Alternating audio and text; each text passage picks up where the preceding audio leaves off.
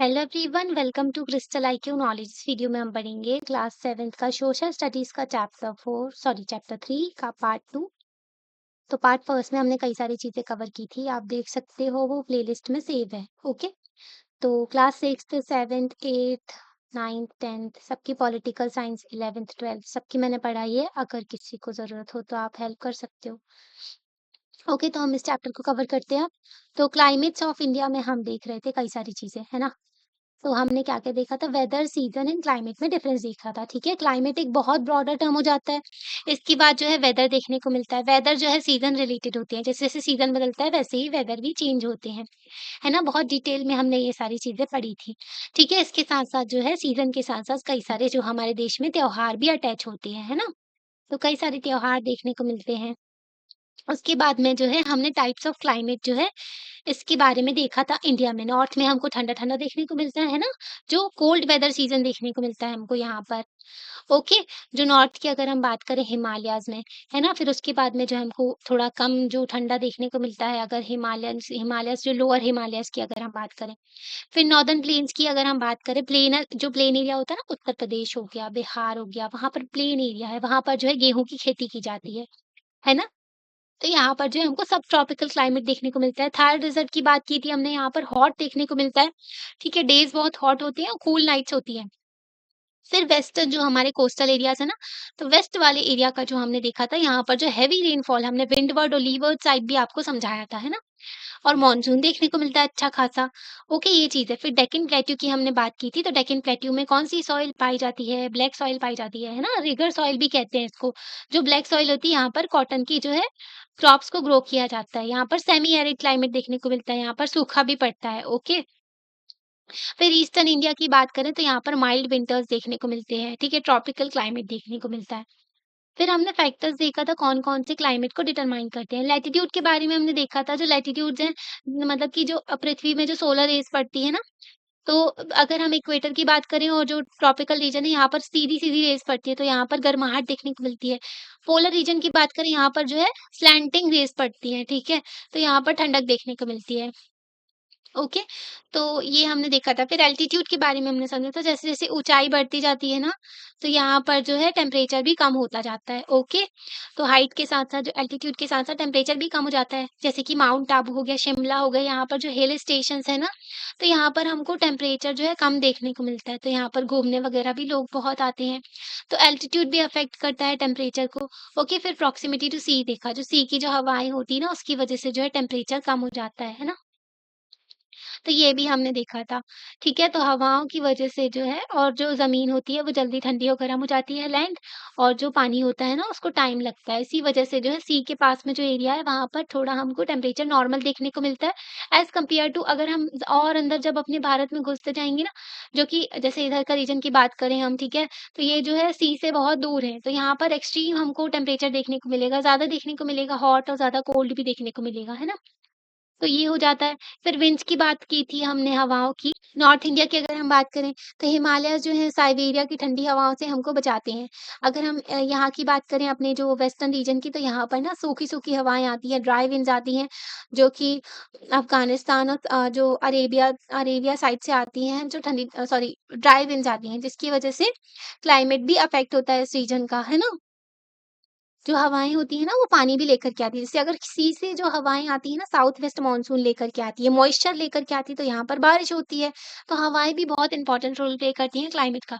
Topography हमने देखा, topography भी जो है हमारे क्लाइमेट को अफ़ेक्ट करती है। जैसे कि हिमालयन रेंज हो गई, काराकोरम रेंज हो गई, ये हमें प्रोटेक्ट की हैं किससे? जो ठंडी हवाएँ हैं साइबेरिया की, और जो कोल्ड डेज़र्ट, जो कोल्ड डेज़र्ट है ना सेंट्रल एशिया में, तो वहाँ की ठंडी हवाओं से हमको प्रोटेक्ट किया है हमारी टोपोग्राफ़ी ने। जैसी हमारी टोपोग्राफ़ी है, जैसे थार डेज़र्ट है यहाँ पर, है ना वेस्ट में, तो यहाँ पर अरावली पड़ जाता है, तो अरावली हमारे यहाँ ऐसी टोपोग्राफ़ी है जो कि थार डेज़र्ट को एक्सटेंड होने से रोकती है ना? और ज़्यादा ना बढ़े ये। तो ये हमने एग्ज़ाम्पल आपको बताया था। फिर उसके बाद में हमने माइक्रो क्लाइमेट, अरावली और जो है अर्बन हीट आइलैंड, जो कि एक मेजर प्रॉब्लम है अर्बन हीट आइलैंड्स जो सिटीज़ में, तो ये हमने देखा था कि सिटीज़ जो है अर्बन हीट आइलैंड्स में कन्वर्ट होती जा रही हैं। अब हम देखेंगे मॉनसून के बारे में। मॉनसून सीज़न बहुत इम्पोर्टेंट है, ठीक है? भारत के लिए तो बहुत ही ज़्यादा सेंट्रल है हमारी मतलब हमारी ज़िंदगियों में बहुत इम्पोर्टेंट है ये। तो मॉनसून मंथ के टाइम पर जो है पानी से भर जाती हैं जो कई सारी नदियाँ।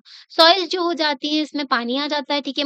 मिट्टी जो होती है उसमें पानी आ जाता है, क्रॉप्स ग्रो की जाती हैं और बहुत सारी ज़िंदगी अगर मॉनसून फ़ेल हो जाता है ना, कई सारे फार्मर्स जो होते हैं, किसान होते हैं, वो तो सुसाइड कर लेते हैं क्योंकि सूखा पड़ जाता है। आज भी जो है हमारे यहाँ के जो एग्रीकल्चर जो है ना डिपेंड होता है फार्मर्स जो हमारे जो किसान हैं वो डिपेंड करते हैं मॉनसून के ऊपर ताकि उनकी अच्छी फसल हो जाए मॉनसून की वजह से, है ना? तो स्ट्रिक्टली अगर हम बात करें तो जो वर्ड मॉनसून है, मॉनसून जो शब्द है, ये एक अरेबिक वर्ड जो है ना उससे निकला है। मौसम जो एक अरेबिक वर्ड है जिसका मतलब होता है सीज़न, है ना? तो सीज़न शब्द से निकला है मॉनसून। तो सीज़नल जो विंड्स आती है ना, एक लार्ज और जो हमारे देश में देखिए सीज़नल रिवर्सल ऑफ विंड देखने को मिलता है। ठीक है? हमारे इंडियन ओशन में जो देखने को मिलती हैं जो हवाएँ, तो सीज़नल जो विंड्स आती हैं कि मानसून सीज़न में ना विंड्स आती हैं, हवाएँ आती हैं, जो कि सराउंड करती पूरा ना Australia, Africa, Asia, south Asia, तो यहाँ पर जो हवाएँ चलती हैं ना, उससे निकला है ये वर्ड। ओके, तो यहाँ पर जो है ईयरली पैटर्न देखने को मिलता है मॉनसून का। मैकेनिज़्म ये कॉम्प्लेक्स है थोड़ा-सा पर सिंपल अगर हम देखें तो लैंड गर्म हो जाता है और ठंडा होता है फास्टर देन द ओशंस। हमने आपको कई बार बताया ज़मीन जो है जल्दी ठंडी हो जाती है और गर्म हो जाती है पानी के कंपेयर में, ओके? तो जभी ना जब हमारा ज़मीन जो है गर्म हो जाती है तो यहाँ पर लो प्रेशर क्रिएट हो जाता है, ठीक है? और हाई प्रेशर से लो प्रेशर की तरफ विंड्स जाती हैं, ठीक है? तो इस तरीके से मानसून की हवाएँ जो हैं हमारे देश में आती हैं। मानसून जो है फंडामेंटल रिलेशनशिप है इसका मतलब temperature, pressure and wind movement के साथ में, है ना? थोड़ा कॉम्प्लेक्स चीज़ें हो गई। पर अगर हम सिंपली देखें तो समर्स जो होती है ना शुरू होती हैं जब एशियन लैंडमार्क्स हीट हीट हो जाता है। अब इसका भी है ना आप 8th क्लास में और ज़्यादा पढ़ोगे इसके बारे में कि इंडियन मॉनसून कैसे आता है ना मतलब जैसे तिब्बतन प्लेट्यू है ना, वो भी इम्पोर्टेंट रोल प्ले करता है मॉनसून में आपको पता है? तिब्बतन प्लेट्यू जो है बहुत ज़्यादा गर्म हो जाता है जिसकी वज़ह से लो प्रेशर क्रिएट हो जाता है, तो वो भी अट्रैक्ट करता है हाई प्रेशर की विंड्स को, है ना? तो एशियन लैंडमास जो है पूरा एशिया का जो ज़मीन है ना, वो गर्म हो जाती है, लो प्रेशर सिस्टम हो जाता है, ठीक है? और हाँ, अगर हिमालयाज़ नहीं होते ना, तो ये मानसून की हवाएँ उड़ जाती कहीं और, है ना? हमारे देश में पानी ना आ पाता अच्छे से, ठीक है? तो सिंस एयर जो होती है ना, हाई प्रेशर से लो प्रेशर, ये आपको याद कर देना है बिल्कुल कि एयर जो होती है, जो हवाएँ होती है, हाई प्रेशर से लो प्रेशर की तरफ ही जाती है। विंड्स जो जो हवाएँ होती है ना वो ठंडी होती है और हाई प्रेशर जो ओशन होता है ना, तो उस टाइम पर हॉट लैंड ज ज़मीन गर्म हो जाती है और ओशन जो होता है ठंडा होता है, तो ऐसे हवाएँ चलती है, ठीक है? हाई प्रेशर से लो प्रेशर और फिर जब भी ना हमारा दे जो ज़मीन ठंडी हो जाती है ना, तो उल्टी हो जाती हैं हवाएँ, ठीक है? तो हमारे यहाँ से हाई प्रेशर हो जाता है, जब ठंडी हो जाती है हवाएँ सॉरी ज़मीन ठंडी हो जाती है ना, तो यहाँ पर हाई प्रेशर हो जाता है, यहाँ पर लो प्रेशर हो जाता है, जब यहाँ पर गर्माहट हो जाती है, ठीक है? हॉट मतलब लो प्रेशर, ठीक है? और जो कोल्ड मतलब हाई प्रेशर, ओके? तो ओशन से जो विंड्स आती हैं ना, वो मॉइस्चर लेकर के आती हैं, ठीक है? कंडेंसेशन होता है, फिर जो है जब ज़मीन में ना गिरता है, पानी गिरता है, हैवी मॉनसून देखने को मिलता है। इसलिए जो मॉनसून है उसको ना सीज़नल रेन्स भी कहा जाता है रेदर देन विंड्स, है ना? तो क्योंकि सीज़न में वो एक पर्टिकुलर सीज़न है जब हमारे यहाँ बारिश होती है। यहाँ पे देखो गर्मियों के टाइम पर जो है यहाँ पर क्या देखने को मिलता है, गर्मियों के टाइम पर लो प्रेशर देखने को मिलता है और यहाँ पर हाई प्रेशर देखने को मिलता है, ठीक है? यहाँ पर हॉट होता है वेदर, है ना? तो ऐसी चीज़ें हो जाती हैं, तो ये बहुत टाइम तक जब हॉट-हॉट रहती है ना चीज़ें, फिर उसके बाद में जब समर्स के बाद में जब भी ना क्या होता है, फिर उसके बाद में यहाँ पर वॉइड क्रिएट हो जाता है, यहाँ पर हवाएँ जो हैं ऊपर की तरफ जाती है, जब हवा गर्म होती है ना तो ऊपर जाती है तो यहाँ पर खाली हो जाता है, तो यहाँ पर लो प्रेशर आने लगता है। तो समर्स के बाद में जब जो विंड सॉरी रेनी सीज़न आता है ना तो हवाएँ इस तरफ आती हैं मॉइस्चर लेकर के और पानी बरसाती हैं। फिर उसके बाद में विंटर सीज़न आता है, तो विंटर सीज़न में हमको नॉर्थ ईस्ट मॉनसून देखने को मिलता है। यहाँ पर क्या होता है हाई प्रेशर हो जाता है क्योंकि यहाँ पर टेम्परेचर जो है कम हो जाता है, ओके? और यहाँ पर जो है लो प्रेशर हो जाता है, तो इसलिए हवाएँ उल्टी चलने लगती हैं, ठीक है? तो इस तरफ पानी बरसाते हुए ये लोग जाती हैं। तो ये नॉर्थ ईस्ट मानसून देखने माउन माउ सॉरी मानसून देखने को मिलता है। पैटर्न रिवर्स हो जाते हैं विंटर्स में, जब लैंडमास जो ज़मीन जो होती है ना ठंडी हो जाती है, ओके? तो यहाँ पर जो है हाई प्रेशर हो जाता है, ठंडी मतलब हाई प्रेशर हो गया। ठीक है, अब लैंड जो है हाई प्रेशर में है तो उल्टा देखने को मिल रहा है, ठीक है, ओशन जो है गर्म हो गया है, ठीक है, तो उल्टी हो गई हवाएँ, है ना? हाई प्रेशर की से लो प्रेशर की तरफ।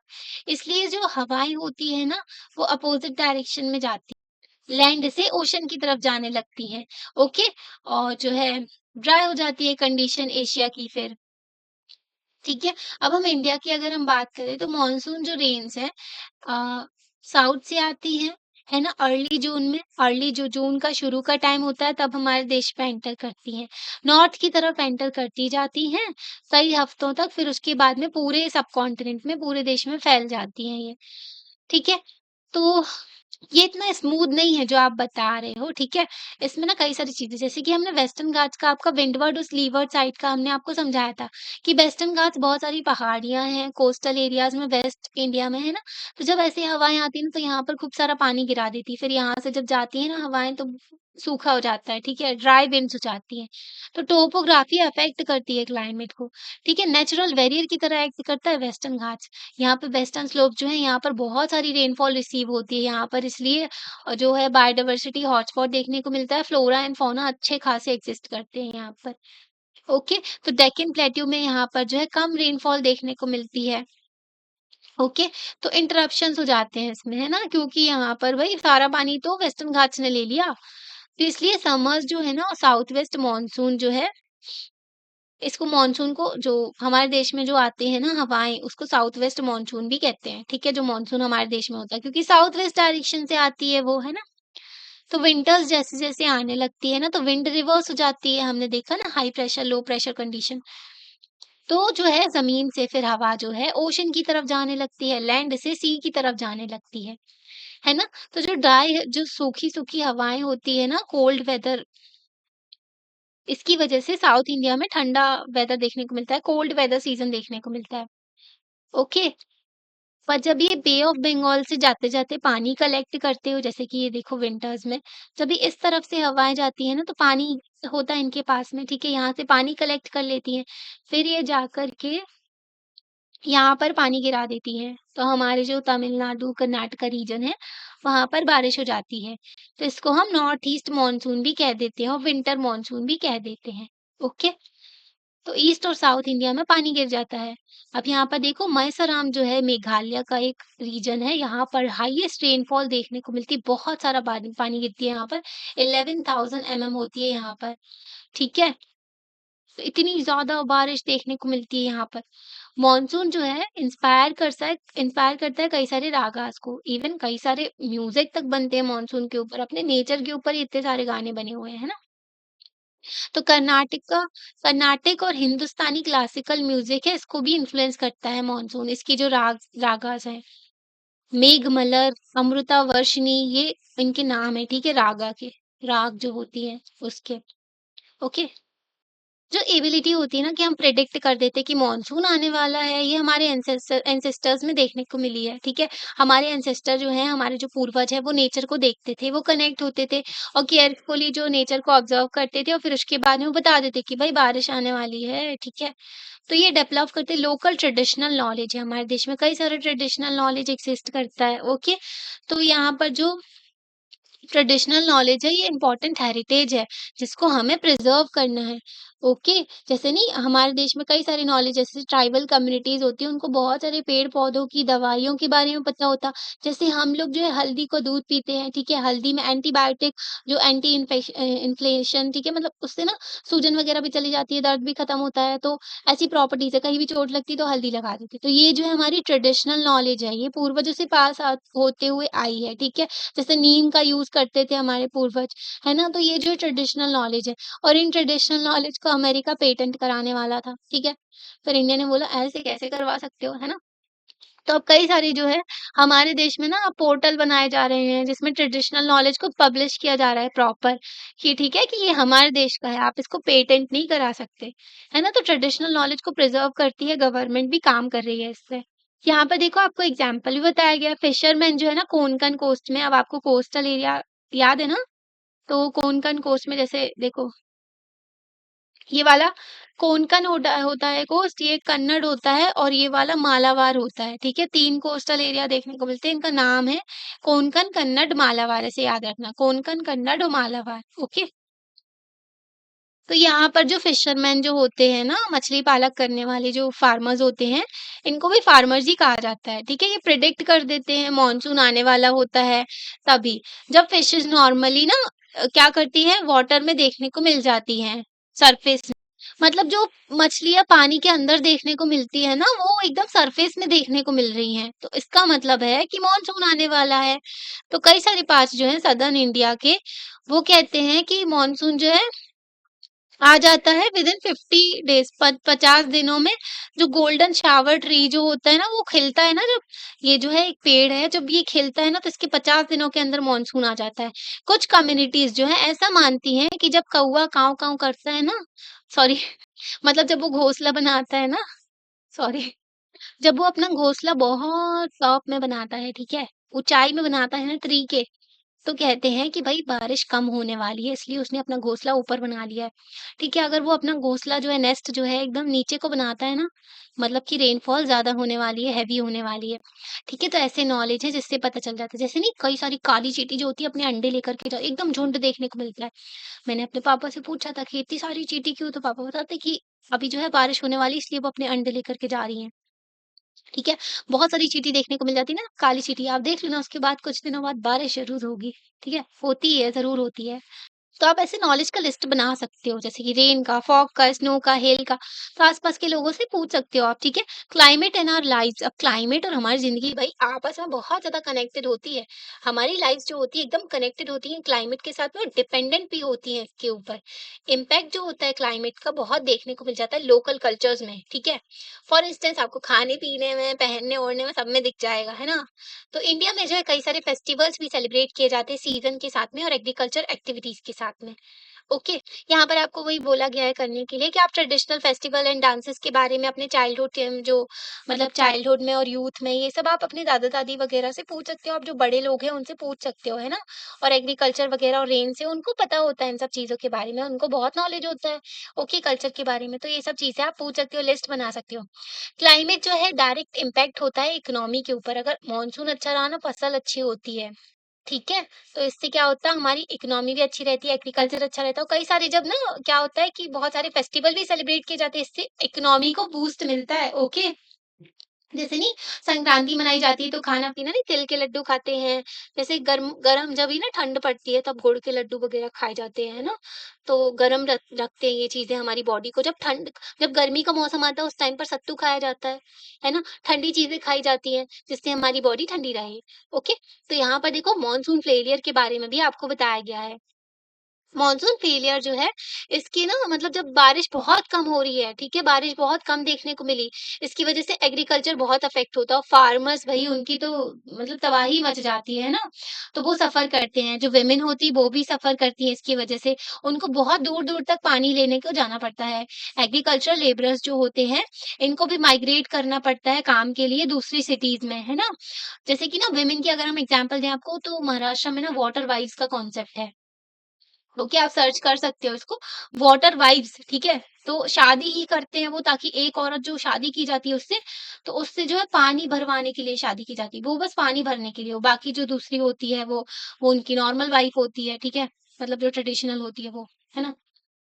तो ऐसे देखो इसकी कितनी सारी राइट्स का एक्सप्लॉइटेशन हो रहा है, इसकी पूरी ज़िंदगी एक्सप्लॉइट हो रही है ना? तो ये भी देखने को मिलता है। फूड जो है यहाँ पर फूड ग्रेन्स हो गई, फेस जो वेजिटेबल्स हो गई, फ्रूट्स हो गए, तो ये भी महँगे हो जाते हैं जब भी बारिश ज़्यादा होती है, सॉरी कम होती है। ज़्यादा होती है तब भी, जब भी ना बहुत ज़्यादा बारिश होने एक्सट्रीम हो रही है तो उससे फसलें खराब हो जाती हैं, ओके? उसकी वजह से फसल खराब होती है तो उससे भी अनाज महँगा हो जाता है, ठीक है? तो इससे इन्फ्लेशन बढ़ जाता है, इन्फ्लेशन मतलब महँगाई। इंडस्ट्रियल एक्टिविटीज़ जो होती है ये भी डिपेंड करती हैं प्रेडिक्टेबल वेदर के ऊपर, ठीक है? और अवेलेबिलिटी ऑफ वाटर के ऊपर। पानी की ज़रूरत तो पड़ती है, हर इंडस्ट्री को पड़ती है, ओके? तो ये भी जो है वेदर की प्रिडिक्शन के ऊपर डिपेंड करते हैं। पूरे वर्ल्ड की अगर हम बात करें तो ये लोग जो है डिटेक्ट करते हैं, जो कनेक्शन देखने को मिलता है climate and socio economic condition के ऊपर। आप देखो अगर फ्लड आ गई, है ना? कितने सारे लोगों के जो है नहीं अभी पंजाब में अपने देश में आई थी फ्लड, है ना? 2025 में भी। तो बहुत ज़्यादा जो है बाढ़ देखने को मिली थी, वहाँ पर कितने सारे लोगों की फसल खराब हो गई, कितने सारे लोग बेघर हो गए थे, कितने सारे जानवरों की जान चली गई थी, है ना? तो socio economic condition, economic activity सब रुक जाती है। ओके, तो ऐसी चीज़ें भी देखने को मिलती है। क्लाइमेट एंड डिज़ास्टर के बारे में अब हम देखते हैं। इंडिया का जो डाइवर्स वेदर पैटर्न है ना, इसकी वजह से एक्सट्रीम कंडीशंस भी देखने को मिलती है। जैसे साइक्लोन्स बहुत ज़्यादा एक्सट्रीम आ गए, फ्लड्स आ गई, है ना? लैंडस्लाइड हो गई। ऐसे इसकी क्लाइमेट रिलेटेड डिज़ास्टर्स देखने को मिलते हैं। ये अफ़ेक्ट करते हैं लोगों की ज़िंदगी को, डिस्टर्ब करते हैं, एग्रीकल्चर को भी तबाह कर देते हैं। इससे इंफ्रास्ट्रक्चर भी डैमेज होता है, ओके? और डिस्टर्ब कर देते हैं लोकल इकोनॉमिक एक्टिविटीज़ को। आप सोचो कितनी सारी एक्टिविटीज़, स्कूल बंद हो जाएँगे, जो काम-काज पे लोग जा रहे हैं वो रुक जाता है ना? जो सामान जो रेली ठेला जो ठेला वगैरह लगाते हैं उनकी ज़िंदगी मतलब तबाह होती है, मतलब वो भी अफ़ेक्ट हो जाते हैं इन सब चीज़ों से। इंफ्रास्ट्रक्चर डैमेज होता है तो कॉस्ट भी बढ़ जाता है गवर्नमेंट के लिए फिर से उसको क्रिएट करना। एग्रीकल्चर डिस्टर्ब्ड होगा तो महँगाई बढ़ जाएगी, खाना जो है महँगा हो जाएगा, तो गरीब लोग इससे बहुत ज़्यादा अफ़ेक्ट होंगे, मिडल क्लास अफ़ेक्ट होगी, अमीरों को कोई फ़र्क नहीं पड़ता, ठीक है? तो साइक्लोन हम पहला डिज़ास्टर देखते हैं। हर साल जो है इंडियन कोस्टलाइन और ना अगर आपको अरेबियन सी और बे ऑफ बंगाल में कंपेयर करें तो सबसे ज़्यादा साइक्लोन बे ऑफ बंगाल में आते हैं क्योंकि यहाँ पर आइडियल कंडीशन बनती है साइक्लोन के लिए। तो ईस्टर्न कोस्ट जो है हमारे भारत देश का, यहाँ पर सीवियर साइक्लोन देखने को मिलते हैं। कुछ सालों में जो है ये बहुत ज़्यादा डिस्ट्रक्टिव देखने को मिले हैं, मतलब बहुत तबाही मचाने वाले साइक्लोन्स आए हैं, जिसकी वजह से इंसानों की भी जान गई है और जानवरों की भी। बहुत सारी प्रॉपर्टी डैमेज हो गई है और इंफ्रास्ट्रक्चर भी डैमेज हो जाता है, ठीक है?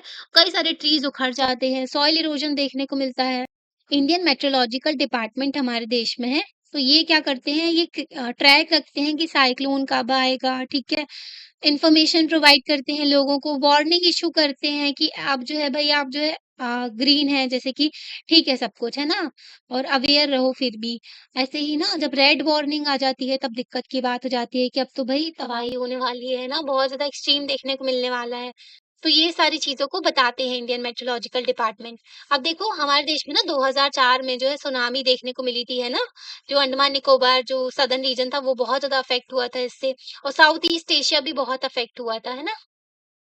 साउथ एशिया, तो ये देखने को मिला था 2004 में सुनामी आई थी, तो उसके बाद हमारे देश में जो है गवर्नमेंट को अकल आई कि चलो चलो ठीक है, अब जो है हमको नेशनल डिज़ास्टर भी बना देना चाहिए, नेशनल डिज़ास्टर मैनेजमेंट अथॉरिटी बना देनी चाहिए। तो 2005 में जो है कानून लेके आए और फिर एनडीएमए बनाई गई, ठीक है? नेशनल डिज़ास्टर मैनेजमेंट अथॉरिटी, ये जो सेंट्रल लेवल पे फिर स्टेट डिज़ास्टर मैनेजमेंट अथॉरिटी होती है, फिर जो होती है डिस्ट्रिक्ट डिज़ास्टर मैनेजमेंट अथॉरिटी होती है, ठीक है? नेशनल डिज़ास्टर रिस्पॉन्स फ़ोर्स भी बनाई गई, ट्रेन है इसमें ना लोग ट्रेन्ड होते हैं, तो वो क्या करते हैं ह्यूमन मेड डिज़ास्टर जो होते हैं ना और नेचुरल डिज़ास्टर होते हैं, ती दोनों में जो है उसमें रिस्पॉन्ड करते हैं, लोगों की ज़िंदगी बचाते हैं, ठीक है? तो एनडीआरएफ जो बटालियन होता है पूरा ना 12 डिफरेंट लोकेशंस में लोकेटेड है भारत देश के और जो है एनडीआरएफ ना बहुत इंपॉर्टेंट रोल प्ले करते हैं, रेस्क्यू करते हैं, लोगों को बचाते हैं, लोगों को बाहर निकालते हैं, जहाँ पर साइक्लोन्स आती है, लैंडस्लाइड आती है, फ्लड्स आती है, डिज़ास्टर होता है ना, वहाँ पर लोगों को बचाना, उनको बाहर निकालना, तो ये सब काम एनडीआरएफ करते हैं। साइक्लोन का फॉर्मेशन कैसे होता है? हमने देखा है स्पेशल सिचुएशन क्रिएट होती है ना, ऐसा टेम्परेचर बनता है तब जाके साइक्लोन फॉर्म होते हैं। एटमॉस्फेरिक प्रेशर जो होता है ना सी के पास में, वो जो है कम हो जाता है आसपास के एरिया से, ठीक है? तो एक लो प्रेशर सिस्टम क्रिएट हो जाता है, ठीक है? साइक्लोन क्या होता है? हवाएँ आसपास घूम रही होती हैं, ठीक है? यहाँ पर जो है लो प्रेशर होता है और आसपास जो हवाएँ देखने को मिलती हैं, ओके? तो कभी-कभी क्या होता है कि सी के आसपास का जो एरिया होता है, उसके कंपेयर में जो है वहाँ पर एक लो प्रेशर एरिया क्रिएट हो जाता है, ओके? तो उसको फिल करने के लिए चारों तरफ से हवाएँ घुसने लगती हैं वहाँ पर, है ना? तो उस लो प्रेशर को फ़िल करने के लिए जब हवाएँ घुसती है ना, तो ये साइक्लोन की कंडीशन बना देता है, ठीक है? तो एयर जो है उस वॉइड को फ़िल करने आती है लो प्रेशर एरिया को, तो एयर जो सी से आती है ना, वो मूव करती है और फिर मॉइस्चर होता है और रेन होती है, बहुत सारी हवाएँ होती हैं, पानी गिरने लगता है, बारिश होने लगती है, ओके? तो लो प्रेशर सिस्टम बहुत ज़्यादा इंटेंस हो गया ना, तो विंड की स्पीड भी बहुत हाई हो जाती है। जब ये बहुत ज़्यादा हो जाता है ना लो प्रेशर, तो विंड की स्पीड भी बहुत तेज़ हो जाती है, तो इससे जो है साइक्लोन बन जाता है। ओके, विंड्स जो है कलेक्ट करती है मॉनसून को और वो क्या करती हैं, क्लाउड बनाती हैं, ठीक है। सॉरी, भारत नहीं, बादल, बादल बनता है और ना रोटेट करती रहती हैं, घूमती रहती हैं वो, ठीक है। तो सेंटर जो बनता है ना उसको डिप्रेशन कह देते हैं। ओके, इस सेंटर को ही कहते हैं आई, कह देते हैं, आई ऑफ द साइक्लोन भी कह देते हैं। तो आई जो होता है ना वो क्लाउडलेस होता है, ठीक है। तो ये जो आई है ना बीच में साइक्लोन के, यहाँ यहाँ हवाएं हैं, ठीक है, बहुत सारी हवाएं हैं। और ये जो आई है ना, यहाँ यहाँ बादल भी बन गए हैं, पर ये जो आई होती है ये क्लाउडलेस होती है। और यहाँ पर जो ये डिप्रेशन कहते हैं इसको। ओके। अब क्लाउड्स क्या होते हैं, लम्स जो स्काई में अगर हम देखें धुआं धुआं सा देखने को मिलता है ना। तो ये किससे बने होते हैं? आंसर सिंपल है, पानी से बने होते हैं, ठीक है। But not just any water, clouds जो होते हैं मासेस ऑफ वाटर ड्रॉपलेट होते हैं, आइस क्रिस्टल होते हैं और मिक्सचर होता है दोनों का, ठीक है, जो कि एटमॉस्फेयर में देखने को मिलते हैं। ओके।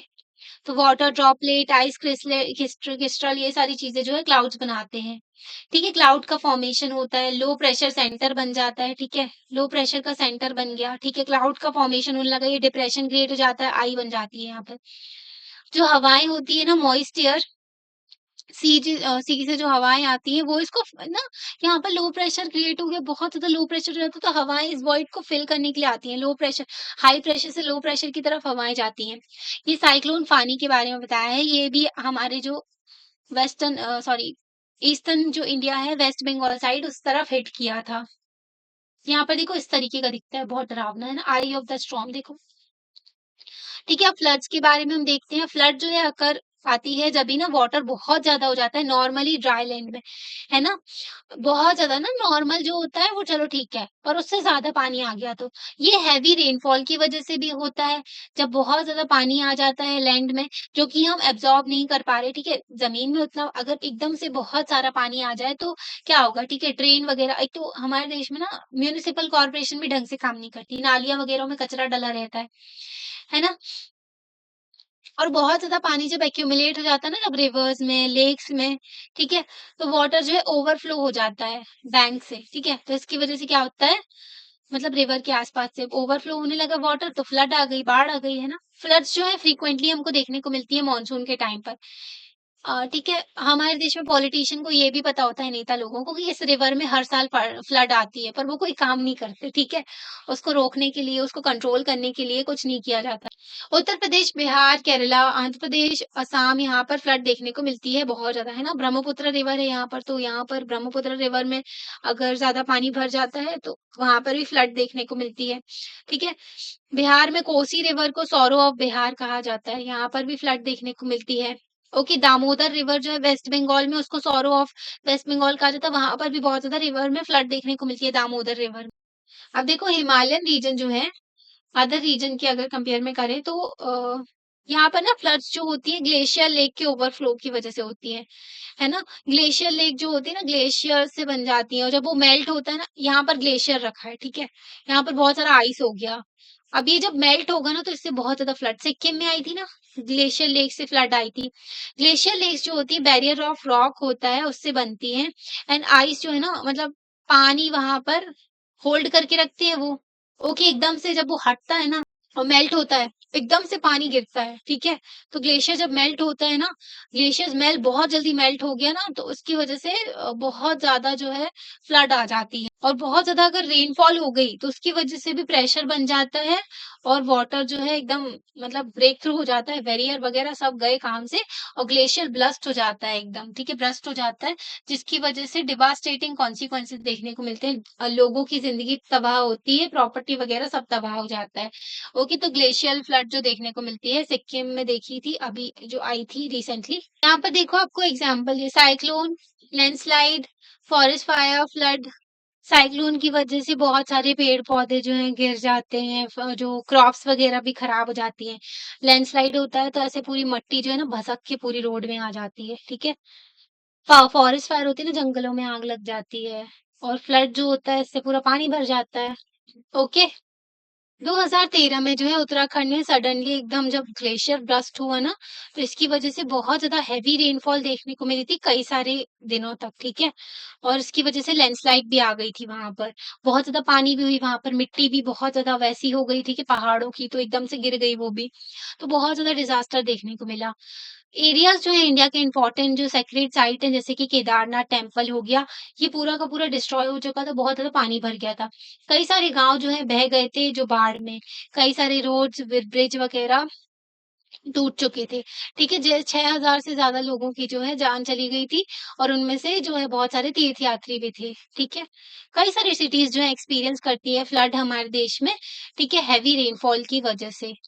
और ये जो है ओवरबर्डन हो जाता है ड्रेनेज सिस्टम भी पुअरली प्लान्ड कंस्ट्रक्शन क्या होता है ड्रेनेज सिस्टम भी ढंग से नहीं प्लानिंग प्रॉपर नहीं होती सिटी की ऊपर से सारे बसते गए ऐसे ही है ना ड्रेनेज सिस्टम जो है क्लियर नहीं होता सब लोग कचरा फेंकते हैं हमारे देश में सिविक सेंस की भी कमी है ना लोग जो है कचरा डालते हैं इधर उधर तो वो जो है ड्रेन में जाकर के फंस जाता है तो उससे भी दिक्कत देखने को मिलती है पुअरली प्लान्ड एंड कंस्ट्रक्शन जो ढंग से नहीं देखने को मिलता है वाटर वेज का भी अनब्लॉक हो जाता है जिसकी वजह से वाटर फ्लो है ना तो इसलिए फ्लड भी बढ़ जाती है अर्बन सरफेस जो है जैसे कि ना बेंगलुरु की फ्लड बहुत ज्यादा फेमस हुई थी कि आईटी सिटी इंडिया की जो है फ्लड हो गई थी बहुत ज्यादा और जो बड़ी जो रोड्स होती हैं वो कंक्रीट की होती है, एस्फाल्ट की होती है जिसकी वज़ह से पानी जो है अब्ज़ॉर्ब नहीं कर पाती है अर्थ, है ना? तो सॉइल में पानी भी नहीं जाता तो ग्राउंड वाटर रिचार्ज भी नहीं होता, ऊपर से सारा का सारा पानी फ्लड में कन्वर्ट होता है। फ्लड मतलब फ्लड बाढ़ आ गई अब सारा का सारा पानी कहाँ ही जाएगा? समुद्र में ही जाता है ना? नॉर्मली अगर हम बात करें तो।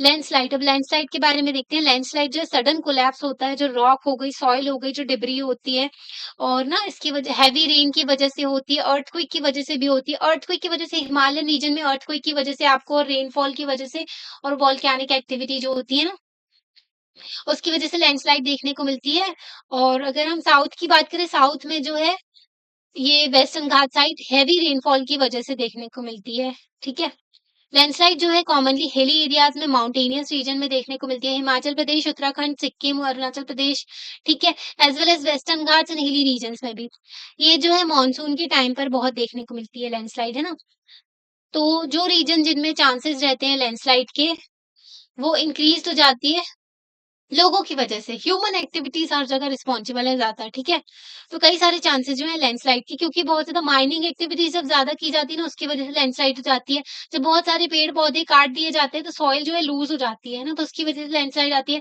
जब ना पहाड़ की साइड पर बहुत सारा इंफ्रास्ट्रक्चर बना दिया जाता है रोड बना दी जाती है काट के यहाँ पर ह्यूमन सेटलमेंट बसने लगता है तो यहाँ पर लैंडस्लाइड हो जाती है ठीक है तो कई सारी जो ह्यूमन एक्टिविटीज की वजह से लैंडस्लाइड देखने को मिलती है कंस्ट्रक्शन एक्टिविटीज की वजह से देखने को मिलती है ओके तो लैंडस्लाइड देखने को मिलती है। अब देखते हैं हम फॉरेस्ट फायर्स के बारे में। फॉरेस्ट फायर जो है अनकंट्रोल्ड फायर होती है, बहुत ज़्यादा फैल जाती है, वेजिटेशन जो है पूरी तरीके से जल जाती है जिसकी वजह से, ओके? और जो है इसको फ्यूल किससे मिल जाता है मतलब और ज़्यादा कन जो फैक्टर्स इसको कंट्रीब्यूट करते हैं फॉरेस्ट फायर को ये जो है ड्राई क्लाइमेटिक कंडीशन की वजह से। जब भी ना सूखा-सूखा क्लाइमेट होता है ना तो पत्तों में आग जल जल जल्दी पकड़ती है, ठीक है? जब सूखा होता है और ड्राई विंड्स जो ना सूखा-सूखा जो क्लाइमेट होता है उसमें, ठीक है? ह्यूमन केयरलेसनेस भी बहुत इम्पोर्टेंट जब फैक्टर होता है। क्या होता है लोग क्या करते हैं जो फॉरेस्ट में जाते हैं सिगरेट वगैरह डाल देते हैं, ठीक है? आधी जली उसकी उसकी वजह से भी होता है। फॉरेस्ट फायर जो है कॉमन देखने को मिलती है, ज़्यादातर हमको नॉर्थ ईस्टर्न रीजन में भी देखने को मिलती है, ओके? उत्तराखंड में देखने को मिलती है, हिमाचल प्रदेश, मध्य प्रदेश, छत्तीसगढ़। मध्य प्रदेश में सबसे ज़्यादा फॉरेस्ट पाए जाते हैं, है ना? तो माउंटेन रेंजेज़ हो गई तो उनमें भी देखने को मिल जाती है, वेस्टर्न घाट्स में भी। ओके, अगर ड्राई देखने को मिली ना कंडीशन और ऊपर से फायर कहीं से भी थोड़ी-सी भी पकड़ ली गई, तो फिर तो काम खत्म, है ना? अपार्ट फ्रॉम डिस्ट्रॉइंग लार्ज जो एरिया होता है ना फॉरेस्ट को उसको तो डिस्ट्रॉय करते ही है फायर जो है बहुत ज्यादा वाइल्ड लाइफ को भी हार्म करती है उसमें बहुत सारे जीव जंतु होते हैं ना छोटे छोटे कीड़े मकोड़े भी होते हैं जो मिट्टी में रहते हैं ऊपर से बहुत जो पक्षी होते हैं है ना बड़े बड़े जीव जंतु भी होते हैं जो पेड़ के ऊपर रहते हैं उनका भी पूरी जिंदगी अफेक्ट होती है उससे है ना तो डिग्रेड होता है पूरा इकोसिस्टम स्पॉइल हो जाती है एयर की क्वालिटी भी पूरी अफेक्ट होती है ऊपर से क्लाइमेट भी अफेक्ट होता है ना लोकल कम्युनिटीज जो है वो भी अफेक्ट होती है वहां पर जो रहते हैं लोग है ना कॉन्सिक्वेंसेज जो होते हैं इसके बहुत एनवायरमेंटल एंड इकोनॉमिक दोनों कॉन्सिक्वेंसेज देखने को मिलते हैं एनवायरमेंटल लॉस देखने को मिलता है इकोनॉमिक लॉस भी देखने को मिलता है ओके अब हम देखेंगे क्लाइमेट चेंज के बारे में। क्लाइमेट चेंज क्या होता है? क्लाइमेट चेंज हो रहा है ना? तो क्लाइमेट हमने देखा था लॉन्ग टर्म में जब कुछ देखने को मिलता है ना, चेंज देखने को मिलता है। ओके, तो क्लाइमेट चेंज जो होता है ना, ये सिग्निफिकेंट लॉन्ग टर्म चेंजेस देखने को मिलते हैं क्लाइमेट। जैसे कि 1950s में क्लाइमेट जो है उतना एक्सट्रीम नहीं हुआ करता था। एक्सट्रीम जो है साइक्लोन वगैरह नहीं देखने को मिलती थी। आज के टाइम पर देखने को मिल रहा है। तो ये क्या देखने को मिला? क्लाइमेट चेंज देखने को मिला है ना? तो ये जो है स्केल जो अगर प्लैनेट और रीजनल स्केल को अगर हम पूरा देखते हैं, तो इसमें देखने को मिलता है शिफ्ट देखने को मिलता है टेम्परेचर में, प्रेसिपिटेशन में और वेदर इवेंट्स में। ओके, पहले ना नेचुरली हुआ था, मिलियंस ऑफ ईयर्स अगो की बात करें हम तो नेचुरल प्रोसेस देखने को मिला था क्लाइमेट चेंज का। पहले आइस एज हुआ करती थी, उसके बाद में क्लाइमेट चेंज देखने को मिला, उसके बाद में जो है चीज़ें बदली, फिर जो है ह्यूमन जो है थोड़ा इवॉल्व होने लगे, उसके बाद में एग्रीकल्चर वगैरह देखने को मिला था, है ना? तो 19th सेंचुरी से अगर हम बात करें, क्लाइमेट चेंज जो है लार्जली ह्यूमन एक्टिविटीज़ की वजह से हुआ रहा है, ठीक है? तो 19th सेंचुरी मतलब कि 1800 से 1900 तक जो है ह्यूमन एक्टिविटीज बहुत खतरनाक हुई है, जिसकी वजह से क्लाइमेट चेंज बढ़ता गया है ना। तो ह्यूमन एक्टिविटीज इंसानों ने ऐसी कौन सी हरकत कर दी भाई? फॉसिल फ्यूल अति में जलाया, जो इंडस्ट्रियल रेवोल्यूशन का राग अलापते हैं जो ब्रिटेन अमेरिका, है ना? तो ये लोग जो है इन्होंने खूब सारा फॉसिल फ्यूल बर्न किया। फॉसिल फ्यूल क्या होता है? ये ना फॉसिल फ्यूल से एनर्जी जनरेट की जाती है, इसको जला करके एनर्जी जनरेट की गई थी, जैसे इलेक्ट्रिसिटी की हमें जरूरत है, ठीक है? तो कोयले वगैरह को जला करके, है ना? तो इससे ना एनर्जी जनरेट की गई थी। रिमेन्स ऑफ जो प्लांट एनिमल्स होते हैं ना, प्लांट और एनिमल्स के रिमेन से बहुत सालों तक जो है मिलियंस ऑफ ईयर्स तक जो है जमीन के अंदर दबे रहते हैं, लेयर्स ऑफ सॉइल में, है ना? फिर उसके बाद में क्या होता है, अंडर द सी भी ये मतलब सी के अंदर भी, और जो सॉइल है उसके अंदर भी दबे रहते हैं। फिर उसके बाद में जब हीट और प्रेशर इसमें पड़ता है, तो ये कोल में और पेट्रोलियम में कन्वर्ट हो जाते हैं, ऑयल और गैस में कन्वर्ट होते जाते हैं ये। ओके, तो रिमेन्स ऑफ प्लांट एनिमल जो है ये सारे जब दफन रहते हैं ना, कई हजारों लाखों सालों तक दबे रहते हैं ये। इसके बाद इसमें हीट और प्रेशर बहुत ज्यादा जब बढ़ता है, तो ये coal petroleum oil natural gas में कन्वर्ट होते जाते हैं। इन्हीं को जब जलाया जाता है तो इससे हार्मफुल गैसेस निकलती है, जो कि हमारी पृथ्वी को गर्म कर रही है। ओके, डिफॉरेस्टेशन पेड़ पौधों को काटना, पेड़ पौधे जो हैं बैलेंस करते हैं क्लाइमेट को, क्योंकि जो फॉरेस्ट होते हैं वो CO2 को कंज्यूम करते हैं और O2 को रिलीज करते हैं, ऑक्सीजन को, है ना? एनवायरमेंटली हार्मफुल इंडस्ट्रियल प्रैक्टिसेस की जा रही हैं। ओके, बहुत ज्यादा गैसेस रिलीज की जा रही है, एंड प्रोडक्शन जो है जिसकी वजह से है क्लाइमेट चेंज देखने को मिल रहा है। ठीक है, बहुत ज्यादा एक्सेसिव और वेस्टफुल कंजम्पशन किया जा रहा है, बहुत सारे पेड़ पौधे काटे जा रहे हैं, है ना? ये देखने को मिला है, ये देखो पेड़ काटे गए हैं, है ना? ये देखो यहाँ पर इंडस्ट्री से कई सारा जो पॉल्यूशन निकलता है ना? पानी भी पॉल्यूट कर रहे हैं, हवा भी पॉल्यूट कर रहे हैं।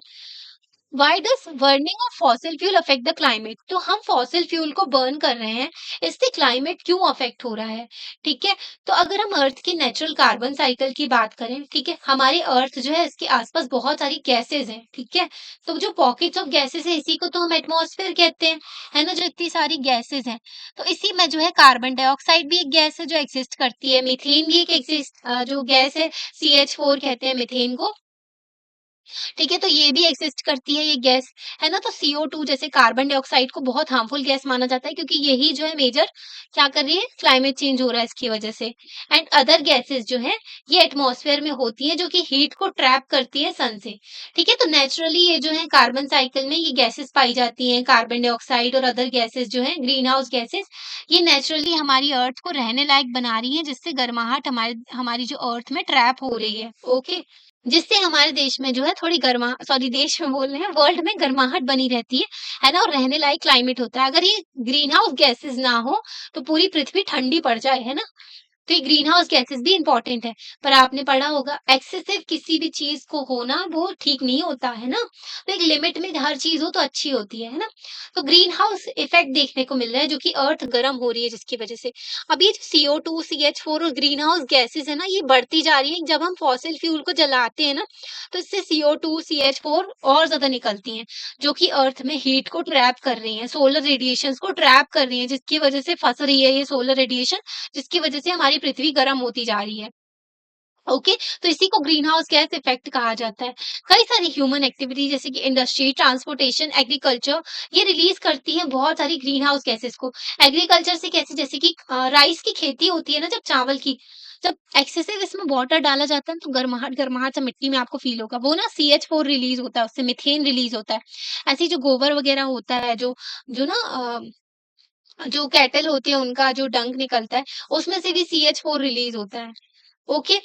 तो कई सेंचुरीज़ में अगर हम बात करें, तो ये जो है ना ये इंक्रीज़ हो गया एकदम से, है ना? बहुत ज़्यादा इन लोगों ने अति में जो ह्यूमन्स ने ये गैसेस को निकालना शुरू कर दिया, जिसकी वजह से हीट जो है ट्रैप होती जा रही है हमारी अर्थ में, ठीक है? इसकी वजह से ग्लोबल वार्मिंग हो रही है, जो ना पूरा क्लाइमेट पैटर्न है ना पूरा का पूरा डिस्टर्ब हो रहा है। आप सोचो एक प्लांट जो है उसको ग्रो होने के लिए पर्टिकुलर क्लाइमेट कंडीशन चाहिए।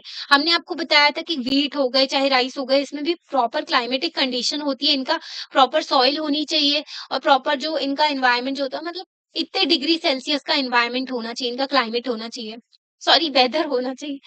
अब जाके ये जो है प्रॉपर क्रॉप्स होती हैं, प्लांट्स हो गए, एनिमल्स हो गए, ह्यूमन्स भी हो गए, भाई सर्वाइव कर रहे हैं, हमारा ये नॉर्मल क्लाइमेट है। आप सोचो बहुत ज़्यादा गर्मी पड़ने लगी तो कैसी सिचुएशन होगी, जिसकी वजह से लोगों की जान भी जाती है, हीट वेव्स की वजह से लोगों की जान जाती है, कोल्ड वेव्स की वजह से लोगों की जान जाती है, क्लाइमेट चेंज की वजह से रेनफॉल भी एक्सट्रीम हो गई है, कई जगहों पर बहुत ज़्यादा सूखा पड़ रहा है ना? तो ये सिचुएशन देखने को मिल रही है कई सालों से। इंडिया में राइजिंग टेम्परेचर देखने को मिल रहा है ये भी। इंडिया में 2025 की अगर हम बात करें तो कंट्री में एवरेज टेम्परेचर 1 टू 3 डिग्री जो सेल्सियस था अबव नॉर्मल था। इसकी वजह से विंटर्स जो हैं और शॉर्ट हो गई मतलब विंटर्स पहले के टाइम पर बहुत बड़ी आया करती थी मतलब अच्छा खासा टाइम होता था। अब विंटर्स भी कम हो गई हैं। इसकी वजह से नॉट ओनली एग्रीकल्चर प्रोडक्शन भी नहीं अफेक्ट होगा पर इसके साथ-साथ स्मॉल स्केल इंडस्ट्रीज़ में वो भी अफेक्ट होती हैं। तो जब क्लाइमेट बढ़ेगा, ठीक है? मतलब टेम्परेचर बढ़ता जाएगा, क्लाइमेट चेंज देखने को मिलेगा, इसकी वजह से लोगों की ज़िंदगी अफ़ेक्ट होगी, हेल्थ के इश्यूज़ निकल के आएँगे कई सारे, ठीक है? अब क्लाइमेट बढ़ रहा है तो मेल्ट भी हो रहा है, ग्लेशियर्स भी बहुत ज़्यादा मेल्ट हो रहे हैं, जिसकी वजह से सी लेवल राइज़ हो रहा है। सी लेवल राइज़ होने की वजह से जो है क्लाइमेटिक रिफ्यूजीज़ निकल के आ रहे हैं। कई सारे जो छोटे-छोटे आइलैंड कंट्रीज़ हैं, वो डूबती जा रही हैं, ठीक है? इंडोनेशिया ने अपनी कैपिटल तक शिफ्ट कर ली क्योंकि सी लेवल बढ़ता जा रहा है। ओके? अंडरस्टैंड करने की ज़रूरत है जो रिलेशनशिप है कॉज़ ऑफ क्लाइमेट चेंज इसलिए जो है कई सारी कंट्रीज़ जो है मिलकर के डिसाइड भी कर रही हैं कि भई हमें जो है ग्रीन हाउस गैसेज़ का जो रिलीज़ हो रहा है ना वो कम करना है। जो डिज़ास्टर है उनके लिए प्रिपेयर होना है, जो गरीब कंट्रीज़ है उनको हेल्प करना है। इसलिए ना कॉमन बट डिफरेंशिएटेड रिस्पॉन्सिबिलिटीज़ लेकर के आए सीपीडीआर ओके? तो ये भी लेकर के आए कि जो अमीर कंट्रीज़ हैं वो गरीब कंट्रीज़ को हेल्प करें ताकि वो लोग जो है क्लाइमेट से मिटिगेट कर पाएँ, है ना? तो सपोर्ट करने की नीड है एनवायरमेंटल फ्रेंडली प्रैक्टिसेस लेकर के चलनी है ना कि हम वाटर को भी कंजर्व करें उसके साथ साथ उसको एक्सप्लॉइट ना करें ओके ग्रीन इकोनॉमी में फोकस करें इसलिए इलेक्ट्रिक व्हीकल इतनी ज्यादा चल रही है गवर्नमेंट अक्रॉस द वर्ल्ड पूरे वर्ल्ड में अगर देखें तो जो कंट्री की गवर्नमेंट है वो सपोर्ट कर रही है इन चीज को इंडिया ने भी अटेम्प्ट किया कि हम जो है क्लाइमेट से मिटिगेट कर पाए